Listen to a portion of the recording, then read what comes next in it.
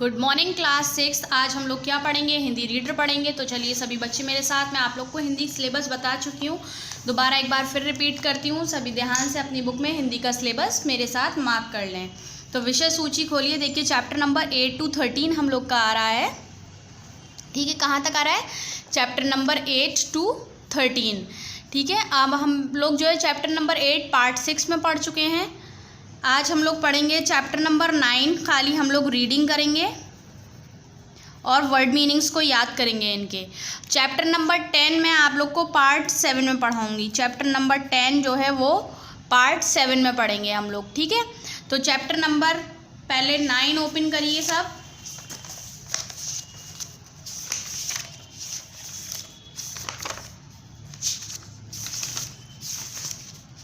ये है चैप्टर 9 आप लोग का। तो चैप्टर 9 में ऊपर आप लोग डाल लीजिए रीडिंग। ठीक है, चैप्टर 9 में क्या डालना है आप लोग को? खाली रीडिंग डालना है। ठीक है, अब आप लोग को क्या करना है? चैप्टर 9 के वर्ड मीनिंग्स जो हैं सभी बच्चे याद करेंगे। यहाँ मैं लर्न डाल देती हूँ। ठीक है, यहाँ मैंने लर्न डाल दिया है, ऊपर मैंने रीडिंग डाल दिया है। आप लोग को रीडिंग करनी है खाली, और चैप्टर 9 के वर्ड मीनिंग्स आप लोग को याद करने हैं। अब चैप्टर नंबर 10 ओपन करिए। ये है पार्ट 7। ठीक है, चैप्टर नंबर 10 के ऊपर आप लोग डाल लीजिए पार्ट 7, ताकि आप लोग को याद रहे हमने कौन सी वीडियो के पार्ट में चैप्टर 10 पढ़ा है। ठीक है, चैप्टर का नाम है स्वावलंब। बहुत समय पहले वाराणसी में रामशरण नाम का एक धन्य व्यापार रहता था। ठीक है, बहुत समय पहले की बात है कि एक वाराणसी में जो है रामशरण नाम का एक धनी व्यापारी रहता था। उसने अपने परिश्रम तथा लगन से बहुत सा धन इकट्ठा किया हुआ था। देखिए, उसने अपनी मेहनत के साथ जो है और अपनी लगन के साथ क्या था, बहुत सारा धन इकट्ठा किया था। वह बहुत बुद्धिमान था। नगर में उसकी बहुत प्रतिष्ठा मीन्स इज्जत थी। रवि उसका एक लौता पुत्र था। रामशरण में अत्यंत लाड प्यार से उसका लालन पालन किया तथा अच्छी शिक्षा भी दिलवाई। अब वह युवावस्था को प्राप्त हो गया था। देखिए, वो जो था रामशरण जो था एक बहुत बुद्धिमान व्यापारी था, बहुत बुद्धिमान था वो, और उसकी जो है नगर के अंदर बहुत इज्जत थी। उसका एक लौता पुत्र था रवि, जिसका उसने बहुत प्यार के साथ लालन पालन किया था और उसको एक अच्छी शिक्षा भी दिलवाई थी। रवि कुछ भी कार्य नहीं करता था, पिता की कमाई पर खूब मौज उड़ाता था, और उसका बेटा जो था वो कोई भी काम नहीं करता था और पिता की कमाई पर बहुत मौज उड़ाया करता था। रवि ने कई बार उसे परिश्रम करने तथा अपने पैरों पर खड़े होकर धन कमाने के लिए प्रतीत करना चाहा, परंतु बेटे ने पिता की सीख पर कोई ध्यान नहीं दिया।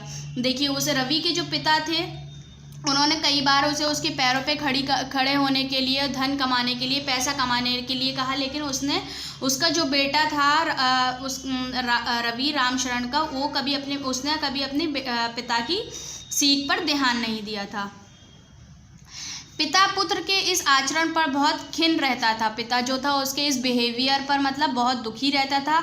एक दिन उसने विचार किया, यदि रवि मेरे पास ही रहा तो वह कभी स्वावलंबन और आत्मनिर्भरता की ओर प्रवृत्त नहीं हो सकेगा। उसे एक युक्ति सूझी। एक दिन उसने अपने बेटे को पास बुलाकर कहा, बेटा रवि, अब तुम बड़े हो गए हो। मैं चाहता हूँ कि तुम किसी दूसरे नगर में जाकर अपना स्वतंत्र व्यापार प्रारंभ करो। इतना कहकर पिता ने नया व्यापार शुरू करने के लिए धन का प्रबंध कर लिया। देखिए, रामशरण जो था उसने सोचा कि जब तक रवि मेरे पास रहेगा, मेरा बेटा मेरे पास रहेगा, वो कभी काम नहीं करेगा।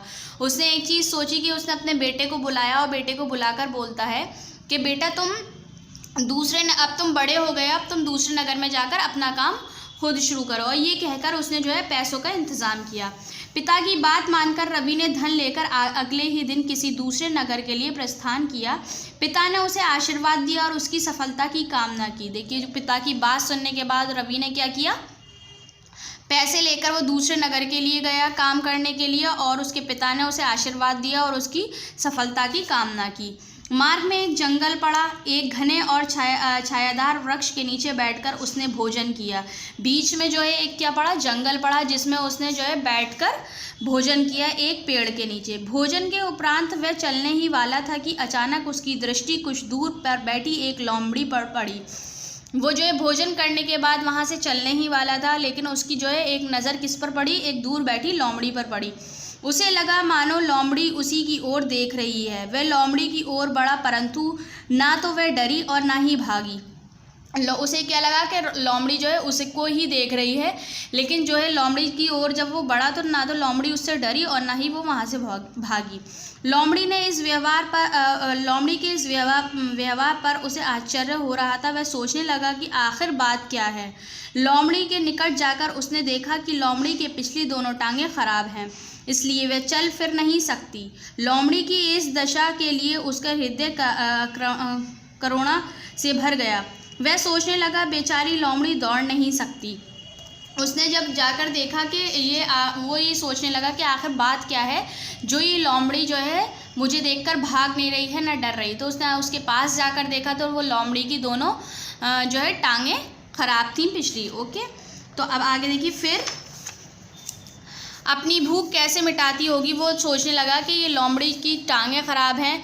वो उसके लिए दुखी होने लगा और सोचने लगा कि ये अपनी भूख कैसे मिटाती होगी। क्यों ना मैं इसे खाने को कुछ दे दूं। वो सोचता है क्यों ना मैं इसको कुछ खाने को दे दूं।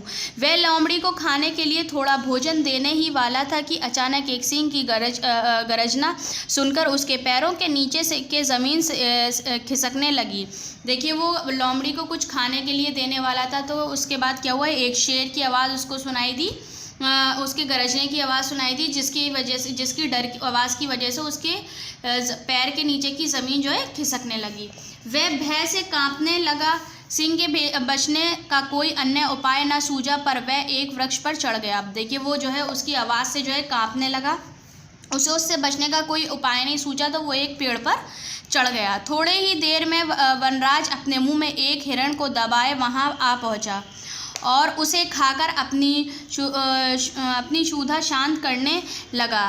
तत्पर होने पर वह हिरण के बचे कुचे अंश को वहीं छोड़कर चला गया। उसके बाद क्या हुआ, थोड़ी देर बाद वो शेर एक अपने मुंह में हिरण को लेकर के आया और उसको वहाँ पर बैठ के खाने लगा। जब उसकी भूख और उसका पेट भर गया तो उसने वहाँ पर उसके हिरण के बचे कुचे अंश जो थे वो वहीं पर छोड़कर चला गया। शेर के चले जाने के बाद लोमड़ी घिसटती हुई शेर द्वारा छोड़े गए मृत हिरण के अस्थित पंजर से मांस ढूंढ कर खाने लगी। उसके बाद क्या हुआ, जब शेर वहाँ से चला गया तो लोमड़ी जो है घिसटती हुई उसी हिरण के पास जो छोड़ के गया था उसके पास पहुँची और उसके जो उसने अंजर पंजर छोड़ते उसमें से जो है मांस ढूंढ कर खाने लगी। व्यापारी का पुत्र इस दृश्य को अत्यंत ध्यान से देख रहा था। उसका जो व्यापारी का जो पुत्र था रवि, वो इस चीज़ को जो है बहुत ध्यान से देख रहा था। उसने मन ही मन में निश्चय किया, मैं तो इस लोमड़ी के बारे में वृषा ही चिंता कर रहा था। किसी ने ठीक ही कहा है, जिसने जन्म दिया है वह खाने पीने का प्रबंध ही अवश्य करता है। वो क्या सोचने लगा अपने मन में कि मैं फालतू ही इसकी चिंता कर रहा था। जिसने जन्म दिया है वो इंसान को खाने पीने के लिए खुद अवश्य देता है। जब वह लंगड़ी लोमड़ी लाचार होकर भी अपना पेट भर सकती है तो मेरे स्थिति तो इससे कहीं श्रेष्ठ है। वो ये क्या सोचने लगा कि जब ये लोमड़ी जो है लाचार होकर अपना पेट भर सकती है तो मेरी तो स्थिति जो है इससे भी कहीं ज़्यादा अच्छी है। मेरे पिताजी के पास तो अपार धन दौलत है, फिर मुझे किसी अन्य नगर में जाकर कमाने की क्या आवश्यकता है। वो क्या सोचने लगा कि मेरे पिता के पास तो बहुत धन है, मुझे किसी दूसरे नगर में जाकर कमाने की क्या ज़रूरत है। मैं अपने पिता के धन संपत्ति से बिना किसी कठिनाई के गुजारा कर सकता हूँ। ऐसे विचार करके वह पेड़ से उतरा और घर की ओर चला गया। वो क्या सोचकर उसने सोचा कि मेरे पिता के पास तो इतना धन है कि मैं किसी कठिनाई से गुजरकर अपना गुजारा कर सकता हूँ। ऐसा उसने सोचा और वो पेड़ से उतरा और अपने घर की तरफ वापस चला गया। सायंकाल होते ही वह घर पहुंच गया। पिता अपने पुत्र को घर वापस आकर देखकर आशंकित हो उठा और पूछा, बेटा तुम वापस क्यों आ गए? सब कुशल तो है ना? शाम होने से पहले वो क्या हुआ, होते ही वो कहाँ पहुंच गया? घर पहुंच गया। उसका जो पिता था वो उसे देखकर जो है आशंकित हो गया और पूछा कि बेटा सब कुछ ठीक तो है, कुशल तो है जो तुम घर वापस आ गए? आप चिंता ना करें पिताजी, मैं सकुशल हूँ। उसने रवि ने क्या जवाब दिया कि पिता आप चिंता ना करें, मैं ठीक हूँ। फिर इस तरह आने का क्या कारण है, ज़रा मैं भी तो सुनूँ। उसके पिता क्या बोलते हैं कि फिर इस तरह वापस आने का क्या कारण है, मैं भी तो सुनूँ। पुत्र ने जंगल की लोमड़ी वाली घटना कह सुनाई और बोला, पिताजी मैं आपका एक लौता पुत्र हूँ। आपके पास इतना धन संपत्ति है कि मुझे अलग से व्यापार प्रारंभ करने की आवश्यकता प्रतीत नहीं होती। वो बोलता, उसने क्या करा, जो उसके साथ जंगल में लोमड़ी की घटना हुई उसने वो अपने पिता को सुनाई और बोलता है कि जो है मैं तो आपका एक लौता पुत्र हूँ, मुझे कहीं दूसरी नगर में जाकर व्यापार काम करने की क्या ज़रूरत है? मैं आपके इसी पैसे में अपनी ज़िंदगी गुजार सकता हूँ। वह संपत्ति हमारा परिवार के लिए प्राप्त है।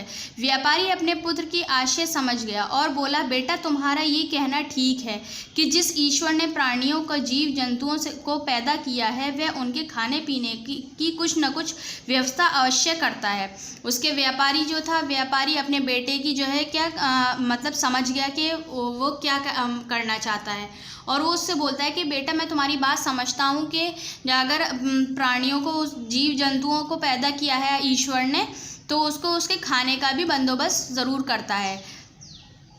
इसलिए विकलांग और लाचार लोमड़ी भी किसी न किसी तरह अपना पेट भर लेती है। पर तुम्हारा ध्यान उस सिंह पर की ओर नहीं गया। वो बोलता है कि जब ईश्वर ने उसे भेजा है तो उसके पेट भरने के लिए उसकी व्यवस्था करता है, इसीलिए लोमड़ी अपना पेट भर लेती है। लेकिन तुमने उस शेर को नहीं देखा? हाँ मैंने उस सिंह को भी देखा था, पुत्र ने उत्तर दिया। वो बोलता है कि हाँ मैंने उसको भी देखा था। तुम्हें उन दोनों के जीवन में क्या अंतर प्रतीत हुआ? नहीं, मुझे तो कोई विषय अंतर नहीं लगा, पुत्र बोला। देखिए उसके पिताजी ने क्या बोला कि तुम्हें उन दोनों के जीवन में क्या अंतर नज़र आया? तो वो बेटा क्या बोलता है उसका, रवि, कि मुझे कोई अंतर नज़र नहीं आया, बस यही तुमने भूल कर दी। उसके पिता बोलते हैं कि तुमने बस यही भूल कर दी। भूल कैसे भूल? मैं कुछ समझा नहीं पिताजी, पुत्र ने विस्मित होकर प्रश्न किया। उसने क्या पूछा अपने पिता से कि भूल कैसी पिताजी, मैं कुछ समझा नहीं आपकी बात को। बेटा लोमड़ी परिचित है, दूसरों की दया पर निर्भर है, वह दूसरों की झूठन खाकर जिंदा रहती है। वो बोलता है कि जो है लोमड़ी जो है दूसरों पर निर्भर है, ठीक है, दूसरों के ऊपर डिपेंड है, वो दूसरों की झूठन खाकर जिंदा रहती है। जबकि सिंह स्वावलंबी है, अपना शिकार खुद करता है और सिंह जो है अपने खुद के ऊपर डिपेंड है, वो अपना शिकार खुद करता है, ठीक है, वह किसी की दया पर निर्भर नहीं है, वो किसी की दया पर निर्भर नहीं है। जीवित तो दोनों ही हैं, दोनों ही किसी ना किसी प्रकार अपना पेट भरते हैं। अब सोचो कि तुम लोमड़ी की तरह जीवित रहना चाहते हो अथवा सिंह की तरह। वो बोलता है कि दोनों ही जिंदा हैं और दोनों ही अपना किसी ना किसी प्रकार पेट भर लेते हैं, लेकिन अब तुम ये सोचो कि तुम लोमड़ी की तरह रहना चाहते हो या शेर की तरह। पिता की बातें सुनकर पुत्र को अपनी भूल का एहसास हुआ। उसकी अपने पिता की बातें सुनकर उस जो है रवि को अपनी भूल का एहसास हुआ। उसने अपने व्यवहार के लिए क्षमा याचना की और बोला, पिताजी मैं सिंह की भांति स्वावलंबी बनना चाहता हूँ। वो उसने जो है वो अपने फादर से जो है उस व्यापारी से, अपने पिताजी से उसने जो है सॉरी बोला, क्षमा मांगी और बोलता है कि मैं उस शेर की तरह रहना चाहता हूँ, अपने खुद के ऊपर डिपेंड रहना चाहता हूँ, लोमड़ी की तरह लाचार एवं पराधीन नहीं। वो बोलता है कि मैं लोमड़ी की तरह लाचार नहीं रहना चाहता। अगले ही दिन वह किसी दूसरे नगर के लिए चला गया और अगले ही दिन क्या हुआ कि वो दूसरे किसी नगर के लिए चला गया। ये आपका चैप्टर था। इस चैप्टर में समझाया गया है कि हमें किसी दूसरे के ऊपर डिपेंड नहीं रहना चाहिए, अपने लिए खुद अपने ऊपर डिपेंड रहना चाहिए। तो ठीक है, ये आप लोग का चैप्टर है, ये आप लोग के वर्ड मीनिंग्स हैं। वर्ड मीनिंग्स आपको बुक में से ही लर्न करने हैं, यहाँ पर लर्न डाल लीजिए ताकि आपको याद रहे कि आप लोग को याद करने हैं। अब आ जाइए आप लोग एक्सरसाइज पर। एक्सरसाइज आप लोग की बुक में ही रहेंगी, तो यहाँ मैं डाल देती हूँ बुक वर्क। ठीक है, अब देख लीजिए सही विकल्प पर सही का निशान लगाइए। रामशरण कैसा था? बुद्धिमान था, मूर्ख था, विकलांग था? बुद्धिमान था, तो फर्स्ट पे राइट लगा लीजिए। बुद्धिमान के आगे सभी बच्चे राइट लगाएं। पिता ने रवि को दिया थैला, धन या आशीर्वाद? आशीर्वाद दिया था, थर्ड पर राइट लगाइए सेकंड के आशीर्वाद के आगे। भोजन के उपरांत रवि की नज़र किस पर पड़ी? जब वो भोजन कर चुका था तो उसके बाद उसकी नज़र किस पर पड़ी थी? सिंह पर पड़ी थी। दूर बैठी लोमड़ी पर या बकरी पर? दूर बैठी लोमड़ी पे पड़ी थी, तो सेकंड के आगे राइट लगा लीजिए। लोमड़ी कैसी है? पराक्षित, भयंकर, अजभय, पराश्रित। ठीक है, फर्स्ट पे राइट लगा लीजिए। अब आ जाइए आप लोग फिलिंग द ब्लैंक्स पर। तो फिलिंग द ब्लैंक्स आप लोग की दी गई हैं। रिक्त स्थानों की पूर्ति कीजिए। अब वह डैश को प्राप्त हो गया था। फर्स्ट में आएगा व्यवस्था। ठीक है, पिता पुत्र के इस आचरण पर बहुत खिन्न रहता था। सेकंड के फर्स्ट में आएगा आचरण और सेकंड के सेकंड में आएगा खिन्न। ध्यान से वीडियो में देख लीजिए आप लोग क्या लिखा हुआ है और उसको राइटिंग को साफ करके लिखिए सभी। थर्ड देखिए, मैं तो इस लोमड़ी के बारे में वृथा ही चिंता कर रहा था। ठीक है, थर्ड में आएगा वृथा।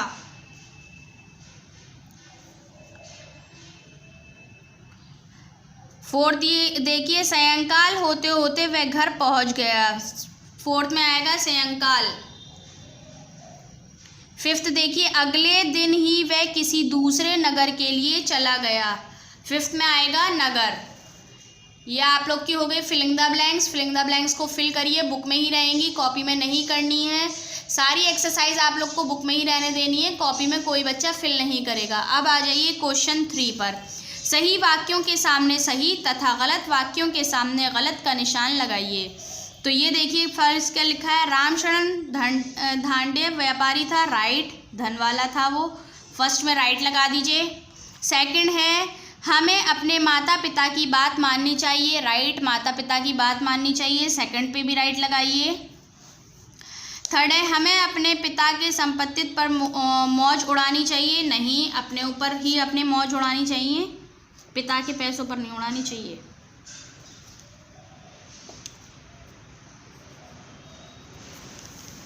रवि कुछ भी कार्य नहीं करता था, राइट, फोर्थ पे भी राइट आएगा। पिता अपने पुत्र को घर वापस आए देखकर आशंकित हो उठा, यस, फिफ्थ में भी आप लोग का राइट आएगा। ये आप लोग की एक्सरसाइज हो गई बुक में। अब आ जाइए आप लोग क्वेश्चन आंसर। क्वेश्चन आंसर्स करने के लिए हमें अपनी बुक कॉपी ओपन करनी पड़ेगी। सभी बच्चे मेरे साथ अपनी कॉपी ओपन करें। ये देखिए आप लोग की कॉपी में मैंने क्वेश्चन आंसर्स आप लोग के सॉल्व कर रखे हैं। सभी बच्चे इसको ध्यान से देखिए अपने क्वेश्चन आंसर्स को। ठीक है, तो देखिए कॉपी में सबसे पहले आप लोग को डालना होगा पार्ट 7। ठीक है, उसके बाद पार्ट का नंबर 10 और नाम। ठीक है, उसके बाद देखिए क्वेश्चन 4 आप लोग का है निम्नलिखित प्रश्नों के, तो यहाँ पर 4 डालिए और लिखिए निम्नलिखित प्रश्नों के उत्तर दीजिए। हेडिंग डाल लिया आप लोगों ने। अब हम लोग क्या करेंगे, इतना काम करने के बाद हम लोग क्वेश्चन का उतारेंगे। का आप लोग बुक में क्वेश्चन देखिए क्या है आप लोग का क्वेश्चन आप लोग का दिया गया है, रामशरण कैसा व्यापारी था। ठीक है, तो आंसर लिखिए रामशरण धनाढ्य व्यापारी था। देख लीजिए वीडियो में अच्छे से, सभी लोगों को नज़र आ रहा होगा, और देखकर अपनी कॉपी में साथ के साथ वर्क करते रहिए। खा क्वेश्चन है आप लोग का, व्यापारी ने अपने पुत्र से क्या और क्या कहा।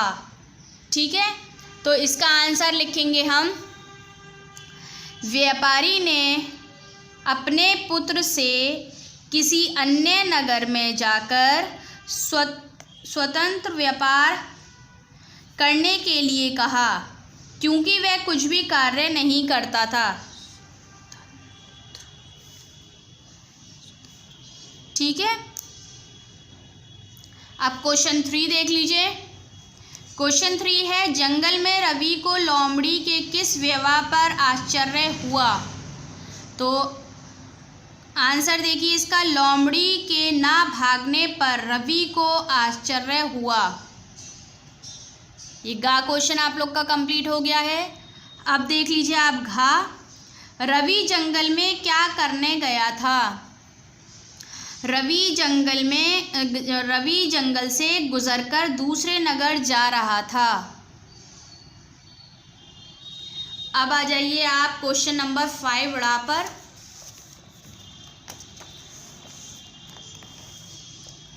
रवि ने अपने पिता को घर वापस आने का क्या कारण बताया? ठीक है, आंसर को देख लीजिए, थोड़ा सा लॉन्ग है ये आंसर आप लोग का। देख लीजिए, रवि ने अपने माता पिता को अपने घर वापस आने का कारण बताया कि वह उनका एक लौता पुत्र है, उनके पास इतना धन संपत्ति है कि उसे अलग से व्यापार प्रारंभ करने की आवश्यकता प्रतीत नहीं होती। वह संपत्ति उसके परिवार के लिए पर्याप्त है। ठीक है, ये आप लोग के हो गए क्वेश्चन आंसर्स कंप्लीट। तो ये क्वेश्चन आंसर्स आप लोग अच्छे से ध्यान से देख लीजिए और इन्हें अपनी कॉपी में कंप्लीट कर लीजिएगा। क्वेश्चन आप लोग बुक से उतार लीजिएगा, आंसर मैंने आप लोग को लिखवा दिए हैं, तो आंसर आप लोग ध्यान से देख लीजिए अपने उसमें वीडियोस में और अच्छे से इनको लिख लीजिए। तो ये आप लोग के क्वेश्चन आंसर्स कंप्लीट हो गए हैं। बुक में हम लोग को खाली एक्सरसाइज करनी है और कुछ नहीं करना है। कॉपी में हमें खाली क्वेश्चन आंसर्स करने हैं। ठीक है, और वर्ड मीनिंग सभी बच्चे याद करेंगे, अपनी कॉपी में नहीं उतारेंगे वर्ड मीनिंग्स को, सिर्फ क्वेश्चन आंसर्स करने हैं हमें कॉपी में। वर्ड मीनिंग्स आप लोग बुक में से ही याद रखिएगा, वर्ड मीनिंग आप लोग के एग्जाम्स में भी आएंगे। तो ये आप लोग का वीडियो पार्ट 7 कंप्लीट हो चुका है। नेक्स्ट वीडियो में हम लोग नेक्स्ट चैप्टर कवर करेंगे। तो जब तक सभी बच्चे अपना अपना यहाँ तक वर्क कंप्लीट करके रख लें कॉपी में, नेक्स्ट वीडियो में हम लोग नेक्स्ट चैप्टर कवर करेंगे वीडियो पार्ट 8 में। आप हम लोग पार्ट 7 कंप्लीट हो चुका है, तो यहाँ तक सभी बच्चे वीडियो को देखकर अपने वर्क को कंप्लीट करें। Okay, thank you.